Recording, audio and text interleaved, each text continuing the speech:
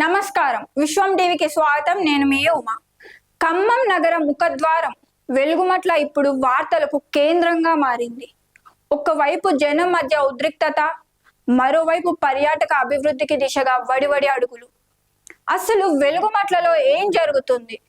భూదాన్ భూముల చుట్టూ ముసురుతున్న వివాదం ఏంటి అని ఈ రోజుటి కథనంలో తెలుసుకుందాం. ఖమ్మం శివారులోని వెలుగుమట్ల భూదాన్ భూముల వద్ద మంగళవారం తీవ్ర ఉద్రిక్తత నెలకొంది. సుమారు 62 ఎకరాల ప్రభుత్వ భూమిని స్వాధీనం చేసుకునేందుకు అధికారులు రంగంలోకి దిగడంతో పరిస్థితి రణరంగంగా మారింది. సుమారు 2000 మంది పేదలు ఇక్కడ నివాసం ఉంటున్నారు. కాంట్రాక్టర్ల ప్రయోజనాల కోసమే ప్రభుత్వం ఈ కూల్చివేతలు చేపడుతుందని బాధితులు రోధిస్తున్నారు. 15 ఏళ్ల క్రితమే తమకు పట్టాలిచ్చారని, కోర్టు స్టే ఉన్నప్పటికీ ఏకపక్షంగా వ్యవహరిస్తున్నారని నిరసనకారులు ఆరోపిస్తున్నారు. 2000 పోలీసుల భారీ మోహరింపు మధ్య గుడిసెల తొలగింపు కార్యక్రమం కొనసాగడం స్థానికంగా కలకలం రేపింది. మా బతుకులు రోడ్ల పాలు చేయొద్దు అంటూ మహిళలు అధికారుల కాళ్ళు పట్టుకోవడం చూస్తుంటే అక్కడి పరిస్థితి ఎంత దయనీయంగా ఉందో అర్థమవుతుంది. అసలు మేమెక్కడికి వెళ్ళాలి, మా పిల్లలతో రోడ్డున పడాలా అంటూ బాధితులు కన్నీరు మున్నీరవుతున్నారు. అధికారుల తీరుపై స్థానికులు, వామపక్ష నాయకులు తీవ్ర ఆగ్రహం వ్యక్తం చేస్తున్నారు.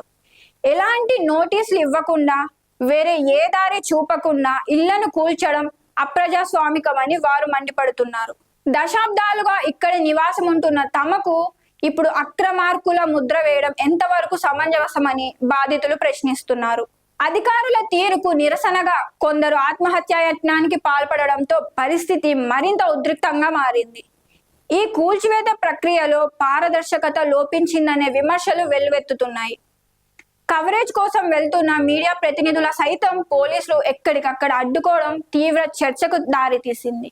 పైనుంచి ఆదేశాలు ఉన్నాయంటూ జర్నలిస్టులను అనుమతించకపోవడం వెనుక ప్రభుత్వం చేస్తున్న అరాచకం బయటపడకూడదనే భయం ఉందని బాధితులు ఆరోపిస్తున్నారు.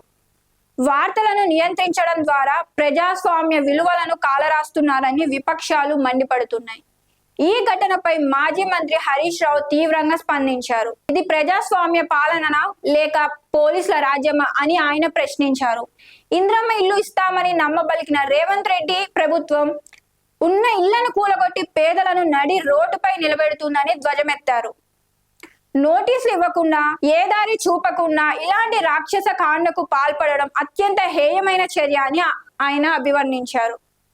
బాధితుల ఆవేదన రేపు ఈ కాంగ్రెస్ ప్రభుత్వాన్ని దహించి వేయడం ఖాయమని హెచ్చరించారు.